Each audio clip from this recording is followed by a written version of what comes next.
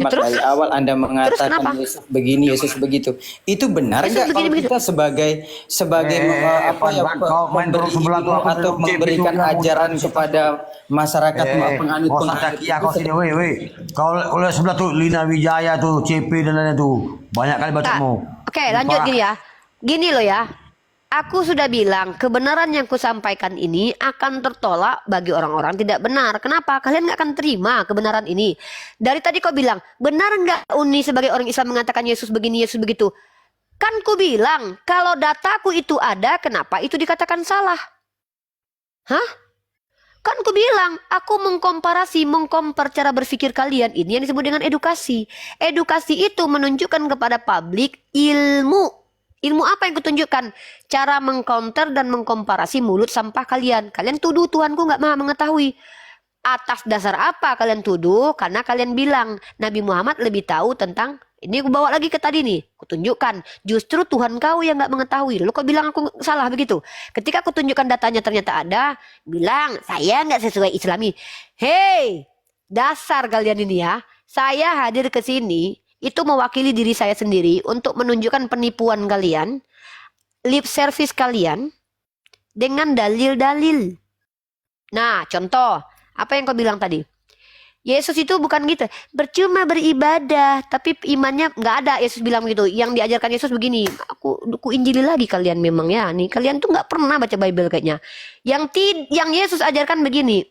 Percuma kau Fian beribadah kepada Yesus, sedangkan ajaran yang mereka ajarkan adalah perintah manusia. Ini sekarang baru kubuktikan kalau kau termasuk orang yang dikatakan percuma ini.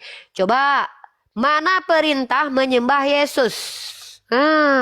Ini bukti kalau kau mengikuti perintah manusia, karena Yesus tidak pernah memerintahkan untuk menyembah dia. Tapi kenapa kau menyembah Yesus? Karena kau mengikuti perintah manusia, bukan mengikuti perintah Yesus. Itu baru pengajaran. Nah lanjut. Kita kembali ke iman tadi. Mereka mengatakan iman itu tanpa akal, tapi kitabnya mengajarkan beriman harus berakal. Uji, dari mana kau membedakan antara nabi palsu dengan nabi asli kalau nggak pakai akal? Dari mana caranya? Imani. Berarti kalau ada yang mengatakan nabi bisa bermukjizat tuh nabi gitu, imani aja, nggak usah pakai akal. Nggak bisa, kami nggak boleh gitu. Untuk membedakan Nabi Muhammad itu asli atau nabi palsu atau nabi asli, aku pakai otak. Diajarkan di kampusku. Apa pengajaran kampus? Di kampusku diajarkan ketika kamu dapat informasi, kamu pelajari itu biografi orangnya. Penipu atau enggak dia itu. Itu pakai akal itu. Maka ketika aku menemukan nabiku berkata ini, berkata itu, orang bisa menipu atas nama nabi. Tapi nabi bisa berbohong tidak? Buktikan kalau nabiku. Ku cari informasi, adakah nabiku di dalam hadis di riwayat manapun pernah tertangkap berbohong? Enggak pernah. Ini akal. Ini caranya membedakan mana nabi palsu dengan nabi asli. Tapi ketika ada seorang rasul mengaku dipilih dari Yesus sejak dalam kandungan, tiba-tiba dia adalah penjahat, komparisi munafik, mengaku-ngaku bertemu dengan bentuk yang tidak ada berbentuk, sementara Yesus mengatakan aku datang sebagai anak manusia dan turun sebagai manusia. Lalu kau bilang imani saja. Inilah kenapa kita berbeda. Kenapa kalian mudah tersesat? Karena kalian percaya aja. Sai Baba itu Tuhan loh. Iya, aku percaya Sai Baba Tuhan. Baik, kita sembah dia. Kami enggak. Akal dan berlogika juga, tidak seharusnya kita membahas mencela-cela agama orang, tidak mencela-cela orang. Siapa yang mencela?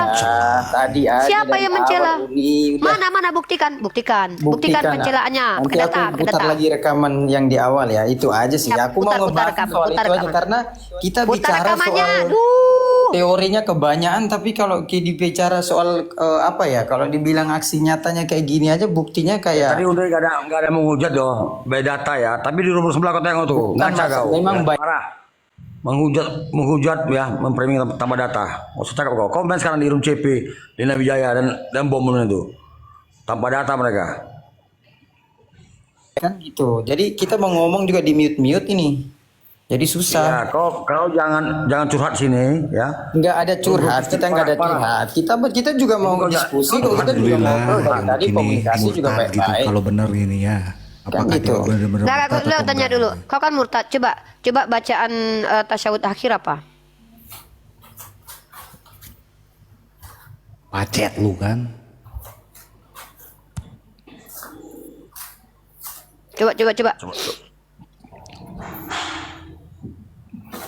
Nggak bisa ngaku-ngaku murtad kau, Oten. Yang nggak ngapain harus ngaku-ngaku? Emang kenyataan. Iya, Bapak bacaan saya tasyahud bukan akhir berapa? Apa kenyataan. bacanya? Tasyahud akhir bacanya apa? Apa? Terima kasih lagi. Baca tasyahud akhir. Bentar. Aku buka. Google kok dulu kan. Googling ya. Katanya kok pernah lagi Islam. lagi kerja. Ya wajar dong. Mungkin harus tiap hari. Ini loh, inilah bukti kami Tanya, berakal. aduh. Ini kami pakai akal. Cara kami menunjukkan Kalau orang itu berakal, menipu maka atau saya tidak bilang dengan saya nggak mengkonfirmasi. membandingkan Anda tidak berakal ya. Saya tahu Anda berakal, tetapi cara berakal Udah, Anda udah. tidak sesuai dengan iman yang kau imani. Gitu. Berapa Kau rakaat mengimani, sholat tetapi jenazah? kau tidak kau Sholat berakal, jenazah tapi berapa kau rakaat? tidak berakal. Sholat Jangan jenazah berapa manfaatkan rakaat? keakalan dan Sholat- kepintaran Anda dengan mencela orang. Jangan Kalau nggak nipu. Apa ini? Menambah statement. Sholat jenazah berapa rakaat? Sholat jenazah berapa rakaat? Jawab itu. Itu nggak perlu saya jawab. Yang penting saya cuma mau. Karena kau nggak tahu, Itu makanya aja. kau nggak jawab. Karena Saya kau mau memaparkan ngaku-ngaku itu aja, murtadin. Umi. Kau ini Kristen dari lahir. Nggak ada Kristen dari Nipu. lahir. Nggak perlu saya Ya kalau apa? memang saya Berapa Kristen dari rakaat lahir sholat ya saya jenazah? ngomong aja saya Kristen dari Sholat lahir. jenazah, Kan gitu. ya karena kau penipu. Nggak, karena kami Nggak ada membuktikan kau penipu. Buktinya kau Yaudah, yang berapa penipu. rakaat sholat? Buktinya Aku kau mana, yang mana penipu. buktinya? Mana Kau buktinya? punya tadi itu di namanya di website. Apa? Data yang di Website website yang kau gunakan tadi yang di awal itu aja itu juga banyak fiktif semua. Makanya tadi Ya, dari kan saya mana kau sampaikan tahu itu fiktif? Kita ngomong ini Ya, kamu dari mana mute, kau tahu fiktif? kalian mute. Jadi ini kita udah fiktif, sampai nggak bisa sabda.org ngebahas lagi fiktif. loh. Kalau kalian Dari nggak mana kau mute, tahu? buktinya kita masih bisa. Tapi kalau kalian mute susah kita mau ngobrol yang dari awal. Sholat itu jenazah saya mau berapa statement. rakaat? Woi, sholat jenazah berapa rakaat? Nggak perlu saya ngejawab. Saya mau saya Itu cuma mau aja bilang kau nggak sama mampu jawab. Ya kan misalkan jangan memanfaatkan turun. kepintaran Memanfaatkan. ya, Memang aku apa namanya cerita kau.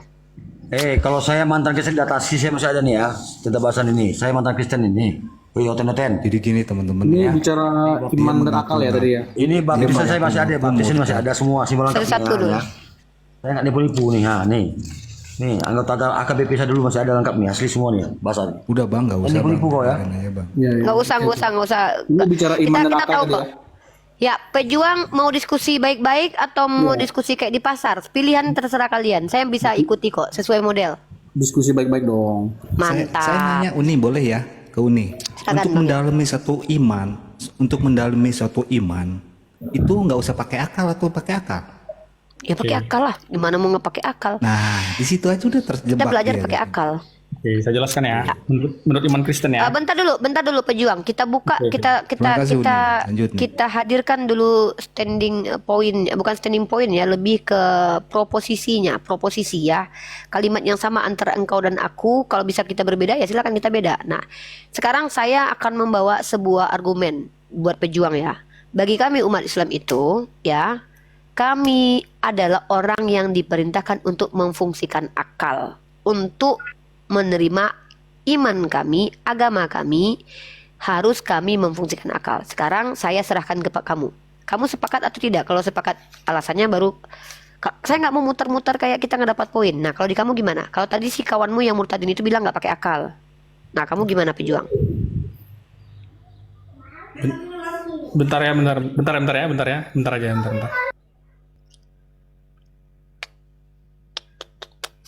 Halo. Ya, Robert mau diskusi baik-baik atau mau berobat Aku mau jawab kayak ya. di pasar? Jawab ya. Pejuang. Robert nanti dulu Diskusi ya. baik-baik. Oke. Ya, Robert oke, nanti diam oke, dulu oke. ya. Brother Robert diam dulu. Brother Udah lama pejuang nunggu ini. janganlah kayak gitu, antri dulu. Jarang-jarang aku nih mau melayani kalian sampai berjam-jam gini. Biasanya 24 jam. Lanjut. Pejuang, silakan. Kayak gini ya, Uni ya. Jadi kalau menurut saya pribadi ya, ketika kita bilang kita itu orang beriman itu artinya justru menundukkan akal kita di bawah Tuhan yang besar itu. Ya, sabar dulu, menurut saya. Oh ya, karena ketika kita bicara sesuatu yang supranatural, nggak mampu akal pikiran kita itu memahami Tuhan yang besar itu. Menurut saya nggak akan mampu. Ya, itu ada dalilnya. Dalilnya 1 Korintus 13 ayat 12 ya. Kita mengenal dengan samar-samar ya, dengan tidak sempurna. Tetapi kapan itu sempurna semua? Ketika kita bertemu muka dengan dia. Ya, itu konsepnya ya. Nah, akal itu di mana ditempatkan dalam kekristenan? Ini menurut pribadi saya ya. Itu dalilnya Roma 12 ayat 2. Ya. Janganlah kamu menjadi serupa dengan dunia ini, tapi berubahlah oleh pembaharuan budimu. Jadi akal orang Kristen itu dipakai untuk melihat zaman, melihat tantangan zaman ini seperti apa. Ya, jadi kita nggak terikat sama aturan-aturan yang ya, kita nggak terikat lah sama aturan dan tradisi-tradisi itu. Contoh misalnya berkaitan dengan makanan. Jangankan babi, ya, gula pun itu bisa menjadi haram buat orang Kristen. Kenapa? Contoh, saya kena penyakit gula nih, ya kan? Nggak boleh saya banyak makan gula. Akal saya pakai tuh, ya kan? Jadi saya batasi saya makan gula. Haram itu gula buat saya. Jadi saya nggak terikat sama tradisi-tradisi ataupun kepada aturan-aturan begitu ya. Sudah, saya nanya ke Anda ya, Dek. Pejuang Tapi udah akal panjang. itu saya pakai untuk melihat tantangan zaman begitu. Pejuang, Tapi saya nanya satu aja belum, yang belum ini. selesai, belum selesai. Dikit lagi. Saya nanya tadi bagaimana Anda tahu penyakit gula? Belum selesai nih, dikit lagi. Nah, tapi ketika kita berbicara tentang hubungan kita dengan Tuhan, itu nggak akan pernah bisa dimasukkan ke dalam akal kita yang sempit. Makanya beriman itu artinya menundukkan akal kita di bawah Tuhan yang besar itu. Begitu. Bang ya mau tanya dulu sebelum Udah, aku kasih materi tanggapan. Ya, oke. Bagaimana Anda mengetahui bahwa Anda tidak boleh makan gula banyak? Bahwa Anda punya penyakit gula, dari mana itu Anda tahu penyakit gula? Kenapa? Tahu dari mana Anda tidak boleh makan manis-manis ya, gula? Dari mana Anda tahu Anda punya penyakit gula? Karena misalnya saya didiagnosis oleh dokter ya, didiagnosa. Saya nanya bukan diagnosanya, dari mana Anda tahu? Dari mana Anda tahu? Ya, dari dokter dong. Dokter pakai akal nggak? Pakai akal. Ya sudah, selesai. Lanjut nih. Bukan. Maksud saya respon saya terhadap diagnosa itu yang saya gunakan. Misalnya, saya udah tahu didiagnosa dokter, tapi saya tetap ngelakuin. Ya kan? Itu nggak saya nggak pakai akal namanya. Keluar dari konteks, saya mau lanjut ke konteks ya. Saya ambil poin Anda bahwa pertama Anda tentang menuhankan Tuhan tidak berakal itu ya. Teman-teman perhatikan ya, tidak berakal. Pahami teman-teman ya. Justru betul, saya sepakat dengan dia. Dalam Kristen, memang ajaran Kristen ini dari Paulus, yang dia kutip tadi adalah pengajaran Paulus untuk menundukkan akal. Akal itu tidak boleh berfungsi ketika menjadi Kristen. Makanya ada dalil aku bodoh karena Injil yang diberitakan. Makanya saya katakan umat Kristen yang taat dan patuh kepada pengajaran Paulus itu akan menjadi botol. Karena memang nggak boleh berakal. Tentang agama itu memang harus bodoh. Ya, iman buta, nggak boleh pakai akal. Dia sudah jelaskan tadi ayatnya. Ya, kami bodoh karena Injil yang diberitakan. Inilah aku katakan bahwa Paulus ada indikasi menyesatkan karena bertentangan dengan pengajaran Yesus. Kenapa saya katakan? Yesus itu banyak men-trigger akal untuk difungsikan. Contoh, dia tunjukkan ciri-ciri nabi palsu. Jadi kalau seandainya ada ciri-ciri nabi palsu, bagaimana cara orang tahu? Bentar dulu, Saya turun ya. Loh, Ada kok kegiatan. turun? Itulah. Bentar dulu, belum selesai. Saya menunjukkan dulu pengajaran Paulus itu bertentangan dengan Yesus. Cuma nggak bisa nih, saya ada kegiatan. Ya udah terakhir nih bukti kalau Yesus bertentangan dengan Paulus. Paulus suruh tak berakal, Yesus suruh berakal. Kasihlah turun kan dengan segenap hatimu dan dengan segenap jiwamu dan segenap akal budimu. Jadi kalau dia mengatakan tadi dalam beriman kami tidak memfungsikan akal, menundukkan akal, itu betul. Saya katakan dia betul 100%. Itu pengajaran Paulus. Saya pernah bahas itu. Paulus mengajarkan untuk menundukkan akal. Kenapa? Bahaya kalau seandainya orang yang diajarkan Paulus itu berakal. Nggak akan terima pengajaran Paulus. Gimana mau menerima? Tuhan datang untuk mati menyelamatkan manusia. Minum darah ini seperti minum darah Tuhan. Bagaimana mungkin orang berakal terima itu? Bagaimana mungkin ada orang berakal terima bahwa keselamatan kalian ditanggung oleh manusia yang tidak pernah berdosa? Kalian yang berdosa, ini Tuhan, ini yang... Gimana konsep keadilan rasional akan tidak orang yang pintar akan berpikir, loh kok bisa ya aku yang berdosa kok Tuhan yang mati? Orang pintar. Maka Paulus menyuruh untuk tundukkan akalmu, tundukkan akalmu. Aku bodoh karena Injil yang diberitakan. Itu dia pengajarannya Paulus. Tapi Yesus ngajarin gitu nggak? Ini saya bantah nih. Yesus tidak pernah mengajarkan untuk menundukkan akal jadi botol. Yesus justru berkata kepada muridnya, begitu bodohkah kalian? Nah, artinya Yesus mengajarkan bodoh nggak? Enggak. Yesus berkata, bodohkah kalian sampai tidak mengerti mana ragi Farisi, mana ragi itu? Artinya Yesus mengajarkan umatnya berpikir. Kalian dibakasi nih. Ketika Yesus bicara dia pakai perumpamaan. Pakai apa supaya orang paham itu perumpamaan? Kalau nggak pakai otak. Itu. Ketika Yesus mengajarkan nanti akan ada penyesat nabi palsu. Bagaimana cara membedakannya? Pakai imani. Emang bisa? Pakai ini ya. Apa yang dimaksud dengan serigala berbulu domba? Berpikir kita. Serigala berbulu domba maknanya adalah apa? Ada orang yang nyamar-nyamar jadi murid Yesus, bawa nama Yesus padahal dia pertamanya adalah penjahat. Nah, ini pakai otak nih. Oh iya ya. Mana lagi? Matius pasal 7 nomor 21. Tidak semua yang memanggil aku Tuhan. Diam dulu yang lainnya.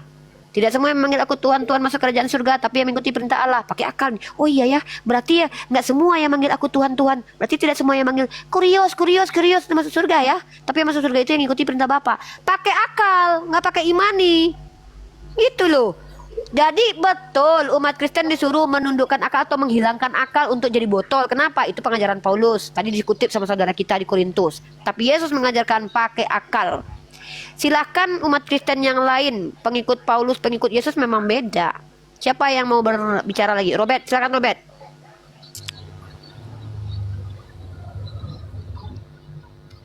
Ya, halo. Ya Robert, silakan. Silakan, Robert. Kalau kita di Kristen, kita diajarkan akal budi. Jadi Nah, ini beda nih. Kamu beda. Kata si ada dua kawanmu tadi. Iya. Bentar sayang, adikku yang ganteng, Robert. Kita pakai akal budi. Ya adikku yang ganteng, sabar dulu adikku. Iya. Nah, inilah kenapa Uni selalu diskusi sama orang Kristen adikku. Karena dalam durasi 1 jam ini 3 orang Kristen jawabannya beda-beda adikku. Tadi Murtadin bilang nggak pakai akal. Tadi kawanmu yang lagi tadi tuh tundukkan akal, justru hilangkan akal. Nah kamu bilang pakai akal budi, kan 3 orang beda tuh. Makanya ini diskusi terus nih. Nah sekarang saya ke adikku yang ganteng sekecamatan inilah. Ah coba, saya sepakat itu. Terus lanjut. Berarti beriman harus berakal budi, dekku. Iya, betul. Nah, coba tunjukkan Uni akal mana yang menerima Tritunggal, Dek. Coba.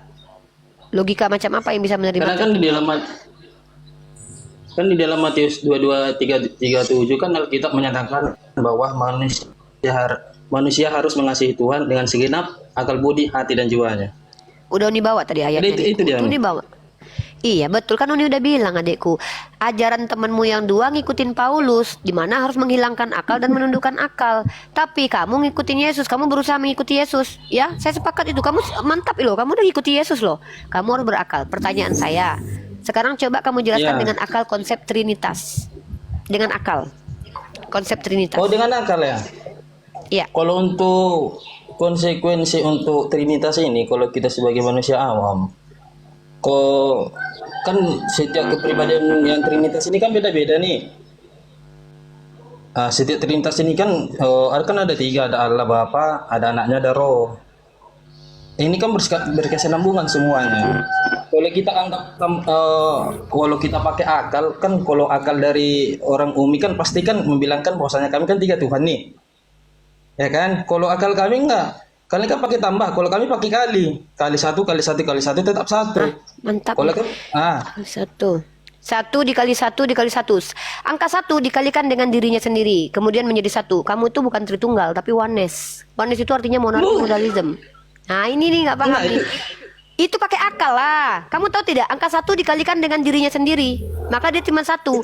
Itu kamu mengatakan bahwa Yesus itu Bapa, Putra, Roh Kudus itu dirinya sendiri. Ya sudah, kamu pengali, berarti kamu bukan Tritunggal, kamu oneness. Itu konsekuensinya loh. Itu akal saya loh, dan bantah itu. 1 dikali dengan dirinya sendiri, dikali dengan dirinya sendiri sama dengan 1. Bapa adalah Yesus, Yesus adalah Roh Kudus, sama dengan 1. Itu namanya monarki modalism, bukan Tritunggal. Karena Tritunggal adalah una substansi tres persona non separat. Itu Tritunggal. Ya, Tritunggal itu artinya adalah Bapa is not Father, Father is not Son, Son is not Holy Spirit. Sejak kapan itu pengalian? Itu penambahan. Gimana sih? Kalau kali dikali itu si Bapa adalah si anak adalah si Roh Kudus, karena dirinya sendiri. Jadinya 1. Kamu ikut Mikana lah, mazhab Mikana kamu, mazhabnya Pak Joshua Teu kamu, bidat kamu Tritunggal. enggak, gini Umi, Oh, dia enggak? kan berasal dari Kamu Allah. pakai kali-kali. Kalau pakai Iya. kali-kali ya berarti dengan diri. Angka 1 dikali dengan dirinya sendiri atau dengan diri orang lain? Dengan diri angka lain? Iya, dengan dirinya Allah lah. Ya sudah, berarti Bapak, Anak, yaitu dirinya sendiri juga. Berarti kamu oneness, Pentakosta, atau ajaran Sabelianus yang dikatakan bidat oleh orang Tritunggal. Kok ketawa? Coba kamu tanya dulu. Angka Susah 1 itu kan, dikali dengan dirinya sendiri. Satu, dikali lagi dengan dirinya sendiri, satu jadinya. Nah, maka Bapa itu ternyata adalah Yesus. Yesus itu adalah Roh Kudus. Ya udah, kamu oneness. Kalau kita bicara Tritunggal itu konsepnya tidak bisa masuk kali, tapi tambah. Kenapa?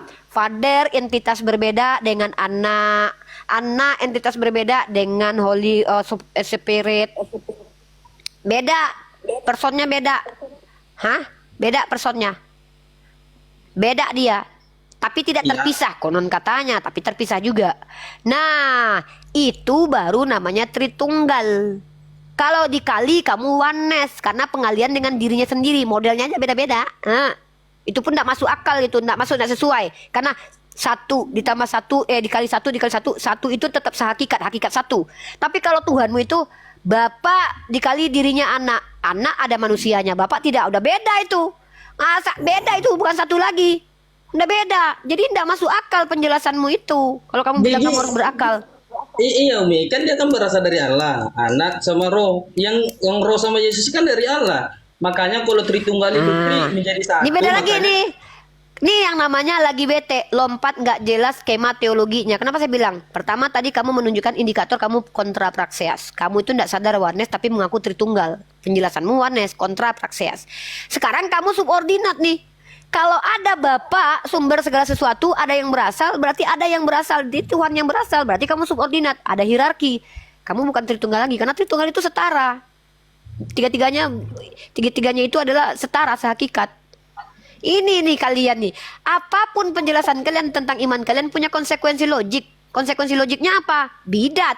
Contoh tadi, subordinat itu bidat itu, makanya berperang antara Athanasius dengan Arius di dalam konsili itu secara pemikiran. Nah, Ini. kalau gini Umi, contoh ini bawa ke anime nih, contoh ya, contoh. Kayak macam Naruto. Dia kan bisa belah-belah dia tuh. Tetap menjadi satu juga tuh. Ini dia nih. Tuhan kamu Naruto. Enggak, analoginya Bang Yan. Analoginya Bang Yan. Enggak apa-apa, Analoginya saya suka. dulu. Enggak, saya suka nih. Saya suka kalau sudah bisa beranalogi, biar nggak jujur terlalu beranalogi. tegang, ya kan? Enggak, saya suka. Kenapa saya suka dengan Robert ini? Kalau dia berani menganalogikan, dia harus terima konsekuensi logiknya. Naruto ketika jadi kuasa api, itu tetap Naruto atau bukan? Masa api Umi, aduh. Adindaku yang ganteng ya, yang ganteng se-RT lah. Ya, saya Kalau suka Naruto dengan kan- kamu nih. Pertama Naruto orang yang bisa bercanda itu biasanya orang yang sosialnya itu cerdas. Tapi orang yang marah-marah tadi itu sosialnya tidak cerdas. Saya bisa bercanda, saya bisa marah. Artinya saya lebih cerdas daripada kamu sosialnya. Gini, Robert. Kalau apalagi kamu bisa ketawa. Ketawa kalau lucu itu kamu cerdas. Kalau Pak Det ini tidak cerdas dia. Ini ngamuk-ngamuk dia. Ketawa pada saat nggak lucu, marah ketika nggak perlu dimarahin itu nggak cerdas. Tapi kalau kamu pas lucu kamu ketawa, kamu tahu analogi Naruto itu lucu, kamu ketawa. Saya percaya kamu orang baik. Ya, ini analisis pribadi ya, Robert. Kita lihat kamu Halo, punya Ridwan. atau enggak. Pak Detrut, diam dulu lah, saya lagi ngomong sama adik berbeda keyakinan tapi satu kesatuan NKRI ini. Diam dulu Pak, ya. Saya lagi nggak mau menghadapi orang-orang yang nggak cerdas secara sosial nih. Nah, Setelah tahu nih, Ustaz Tata, Assalamualaikum Ustaz. oh ya, Ustaz Tata, assalamualaikum. Waalaikumsalam. Assalamualaikum. Lanjut. Waalaikumsalam. Jadi Robert, adikku yang cerdas, pintar, kamu mengakui bahwa beriman itu harus berakal. Itu ciri-ciri orang cerdas. Ciri-ciri orang cerdas begitu. Tapi kamu akan stagnan, akan terjatuh, tersungkur dengan kakimu sendiri.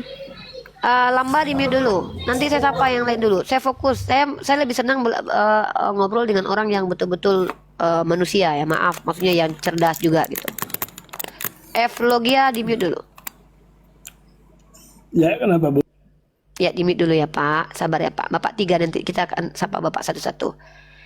Robert, sekarang kita menggunakan akal dalam beriman.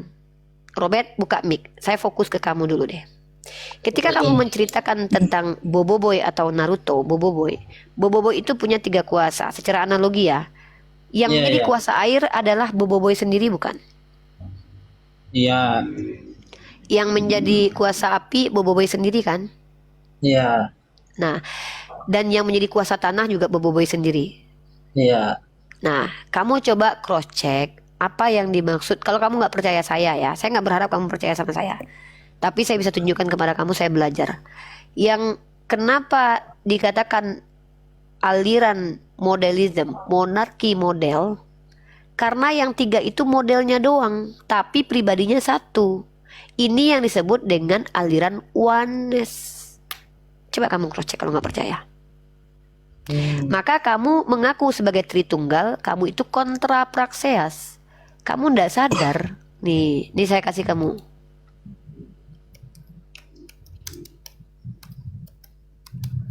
Belajar ya adikku, baca. Kamu kan punya gadget. Manfaatkan gadgetmu supaya ini bahaya loh kalau tentang agama ini salah-salah. Ini masuknya nanti ke neraka jahanam nanti. Kalau kamu benar ya syukurlah, tapi kalau kamu salah ngeri loh. Ya, jadi ini saya tunjukkan kepada kamu ensiklopedia.com, saya kasih kamu data. Dan aliran ini menurut orang Tritunggal bidat, nggak apa-apa kamu jadi oneness. Itu kamu sama kayak Mikana, Pak Joshua Teu, Hendritan. Masalahnya konsekuensinya ada lagi adekku. Kalau kamu percaya bahwa 3 pribadi itu 3 model itu adalah satu pribadi, maka konsekuensinya nanti apa? Yang mati di tiang salib adalah Bapak, yang lahir dari vagina Maria itu adalah Bapak. Itu ngeri loh konsekuensinya loh. Jadi Ya. gini nih, iya Umi. Jadi gini. Oh, dia setiap peroleh dia berubah. Dia kan contohnya Allah nih, ya kan? Di perjanjian lama kan dia antara manusia tuh. Dia mengajarkan semua lah. Dia kan ada perjanjian baru, diturunkanlah anaknya itu dari Sang Firman itu tadi. Anaknya itu adalah dirinya sendiri. Bukan, itu Sang Firman yang berasal dari Allah. Nah, artinya Bisa kamu juga. lompat-lompat teologimu, dekku. Lompat-lompat teologimu dari tadi, dekku. Itu bentuk kebingungan loh, dekku. Coba kamu pernah dengarkan tadi. Kamu bilang tadi analoginya seperti Naruto dan Bobo Boy. Kalau analogi seperti Bobo Boy itu ini dia. Nih kamu lihat di ensiklopedia.com ini, modalisme. Kamu lihat nih modalisme. Modalisme juga Sabellian. Jadi yang mengajarkan aliran modalisme ini namanya Sabellius. Nah, makanya disebut dengan ajaran Sabellianisme atau partipasianisme, adalah bentuk ketat dari monarkiasme. Jadi monarkianisme, sebuah ajaran sesat yang berasal dari pembelaan yang berlebihan terhadap kesatuan Tuhan, monarki Tuhan, dan sementara secara verbal mengakui Tritunggal. Nah, nih dari verbalmu kamu mengakui Tritunggal kan? Kamu bilang kamu Tritunggal tadi. Tapi kamu penjelasannya itu monarki. Nah, ini kamu sesat menurut umat Kristen kebanyakan. Nah, kamu mengatakan secara verbal kamu Tritunggal, tapi kamu menjelaskan kalau kamu itu oneness. Nah, sementara secara verbal mengakui Tritunggal, ia menyangkal perbedaan nyata antara pribadi-pribadi. Ia menegaskan bahwa Bapa, Putra, Roh Kudus adalah model. Nah, itu kan benar gak saya ini? Ya, belum saya lihat data aja. Nah, padahal saya belum pernah dibaca data ini, tapi saya mempelajarinya sudah lama dari jurnal, dari buku-buku. Nah, ternyata data dari ensiklopedia ini sama persis seperti yang saya jelaskan ke kamu.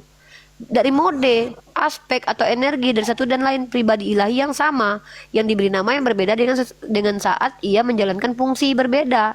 Ini namanya apa? Ini namanya aliran sesat. Nah, kalau kamu punya pemikiran seperti ini, kamu menurut aliran Tritunggal itu sesat.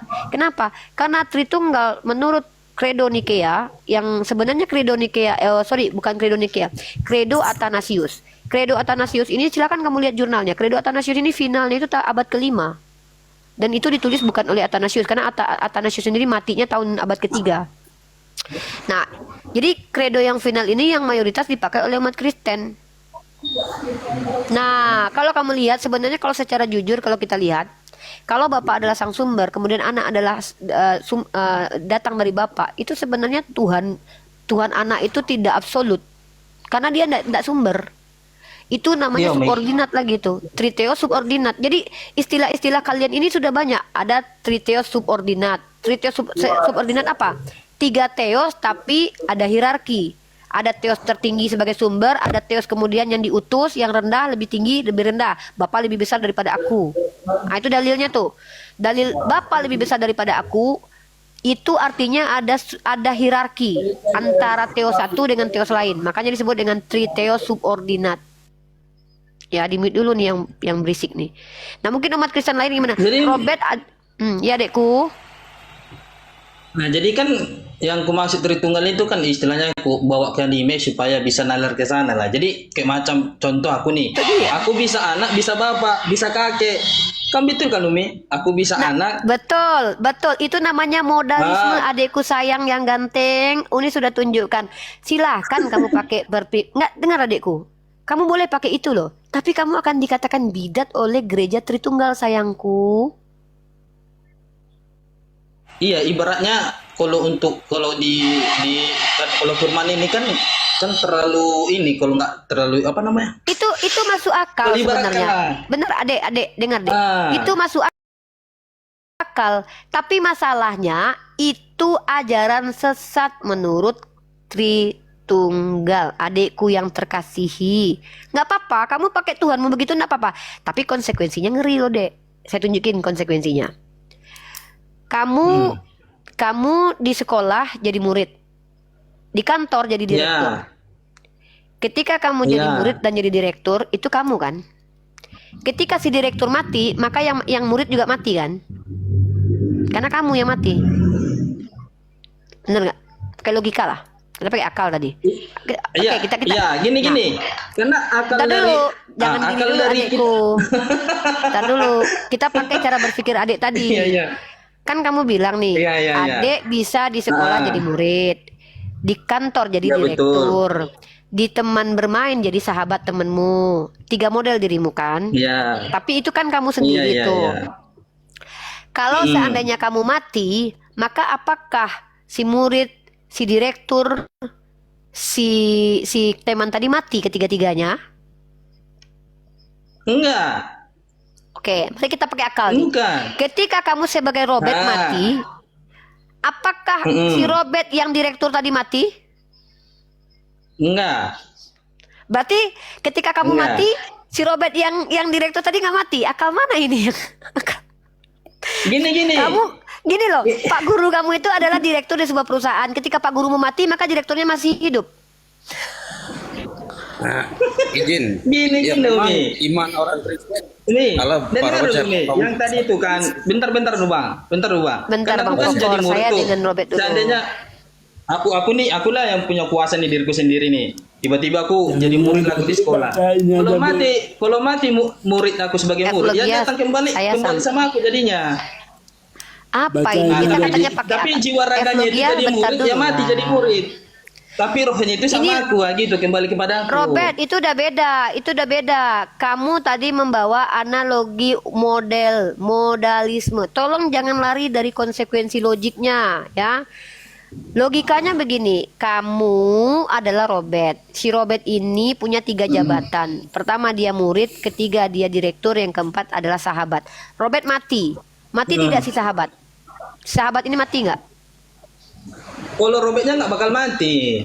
Yang Astagfirullahaladzim. Yang saya bilang kalau si Robert ini meninggal, misal kamu meninggal nih, Oh. maka masih ada nggak direkturnya? Perusahaan itu masih ada direkturnya nggak? Masih. Direkturnya siapa? Robertnya kan udah mati. Iya, aku kan udah berubah jadi direktur. Kamu udah mati, Robert. Si Robert ini udah mati. Masih ada direktur di perusahaan itu? Ini Masih. loh, katanya pakai logika. Direkturnya si Robert, muridnya si Robert, sahabatnya si Robert mati. Direkturnya masih ada?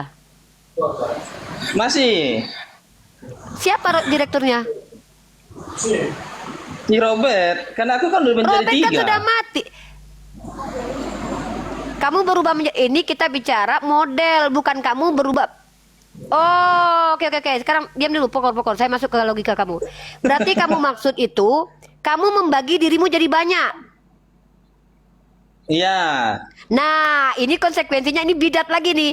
Berarti si Robert adalah menurut dia Tuhannya dia adalah Tuhan yang tadinya satu merubah dirinya menjadi banyak. Inilah Tuhannya si Robert. Persis seperti Naruto, bukan Boboiboy tapi Naruto. Nah, Naruto. Ya. Nah, jadi pas kembali teman-teman, bentar dulu. Ini seru nih, aku suka ini. Jadi Ya, Tuhan ini si Robert sendiri ini mau satu. saya pembicaraan bagaimana sih? Loh, karena saya memang lagi narasumber di sini. Kau siapa? Oh, oke. Ya, silakan. Oke, Ibu gini. bicara banyak aja. Saya kesempatan. jadi narasumber di sini, kok Anda yang keberatan? Anda siapa? Tunggu, saya tanya dulu. Anda muslim atau non muslim? Saya non muslim. Karena kan ibu beranalogi, saya juga punya Ya. punya pemikiran Ya, ya. tapi saya belum selesai dengan Robert.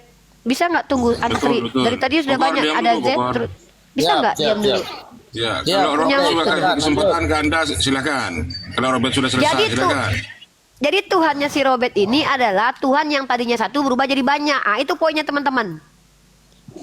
Itu teman-teman poinnya ya. Gini. Tuhan yang tadinya Gini Umi, Tuh, jangan bukannya lagi. jadi dia banyak, enggak. Loh, katanya Makanya kau jadi dia bilang tadi, banyak. ini nih, ini konsekuensi teman-teman. Dia menolak lagi nih teman-teman. Si Robert satu, dia berubah banyak. Jadi ketika si Robert yang mati ini, si direkturnya masih ada. Karena dia, aduh, si Evlogia nih, apa sih ini? Saya lagi ngobrol loh sama Pak. Nanti gantian deh. Dengar ya, Robert, kamu sepakat konsisten Robert. Robert kalau jadi laki-laki itu konsisten. Ya. Tuhannya si Robert seperti amuba, membelah menjadi banyak. Seperti amuba, persis seperti amuba teman-teman. Amuba itu kan kalau memperbanyak dirinya dia membelah diri itu. Kayak gitulah Tuhan Robert. Benar nggak Robert? Kage buntut Iya, no jadi jutsu. Iya berarti ya sudah clear teman-teman ya. Jadi Tuhannya si Robert dari satu berubah jadi banyak. Udah clear. Nanti saya kasih itu apa nama biar yang lain juga ikut ngomong ya Robert ya. Belum siap Umi. Belum siap. Ngambil aku nanti Umi. Lanjut. Gini Umi. Yaudah. Yang ku Habis maksudkan kamu ke Naruto. kawanmu ya, Dek. Iya, yang ku masukkan ke anime, ku bawakan bersifat tegangkan. Contoh yang di situ yang kita ambil bukan dia menjadi banyak. Allah itu kan bukan menjadi banyak, tapi dia menjadikan Sampurman itu dijadikan sebagai anak untuk ada tujuan lainnya gitu loh. Iya, anak itu Allah tidak. Anak itu memang tidak sama dengan Allah, tapi dia berasal dari Allah. Tapi dia Allah enggak? Jangan disamaikan anak itu sama dengan Allah. Saya Enggak. tanyanya anak itu Allah tidak gitu loh. Tidak. Robert sama Pokor kalian konsili dulu lah. Si Evlogia sama Robert konsili Gini. dulu kalian baru sama saya. Aduh, kalian sesama Kristen aja. Saya jawab ibu dulu ya. Saya jawab ibu. Coba kalian bertiga sebentar. Robert, Pokor, Evlogia tentukan dulu, konsili dulu kalian di hadapan kami biar kami nonton. Konsili dulu. Tuhan Yesus. Kalau kita berbicara Allah, Kenapa? ya, Yesus adalah Allah. Kenapa, Bu? percaya Tuhan berkuasa segala sesuatu bisa jadi tidak? Saya tanya balik ke Ibu Umi. Apalah si Pokor ini substansi Tidak diskusi bisa, apa tidak. kemana-mana. Artinya kan Kok kamu Anda yang tidak bisa ngatur belum mendesain selesai? sesuai pikiran Anda, Kami kan begitu? diskusinya temanya adalah tentang Tritunggal. Kau baru masuk, nggak ada kaitannya Tuhan berkuasa atau tidak. Itu nanti kita ke sana. Dengan kau aku Tidak, khusus nanti. artinya begini. Harusnya ke sana. ini lari-lari Tujuannya ini ke sana. diskusi. Jangan- Ya nanti kau nanti. Ya udah kau diam Tidak dulu bisa. nanti. Ya tidak bisa ya udah kau turun. Kau tidak bisa aku yang kau Saya atur mau turun tanya kau. Ibu. Ya Tanya udah Ibu kau. dulu. Saya lagi nggak mau ditanya, saya lagi sama si Robert. Nanti kau gantian antri kau. Kau bukan rakyat Indonesia ya. Pantas lah kau nggak suka antri. Diam kau. Nggak bisa, Saya lagi itu. ngomong sama. Ya nggak bisa ya turun lah. Aku bisa. Ibu sedikit-sedikit Robert- buka Google dan lain-lain. Ah, Google itu siapa yang buat? bapakku yang buat. Alah, Bapak. Bapakku yang buat Google. Ya. Kau memang bego, Umi. Iya, kau pintar udah.